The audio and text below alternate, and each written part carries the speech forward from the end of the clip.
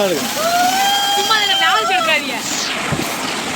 அஸ்ஸலாமு அலைக்கும் ஃப்ரெண்ட்ஸ், ஒரு குட்டி மினி விலாக் பார்த்துடலாமா? இன்றைக்கி நான் எங்கே வந்திருக்கிறேன்னு பார்த்தாலே உங்களுக்கு தெரிஞ்சிருக்கும். ஆமாம் ஃப்ரெண்ட்ஸ், மதுரை அதிசயத்துக்கு தான் வந்திருக்கிறேன். இங்கே இப்போ தான் ஃபர்ஸ்ட் டைமாக வர்றேன். வந்ததுமே செம்ம ஜாலியாக போச்சு. இந்த பிளேஸே எனக்கு ரொம்ப பிடிச்சிருந்துச்சு. அண்ட் விளையாடுறதுக்குலாம் ரொம்ப சூப்பராக இருந்துச்சு.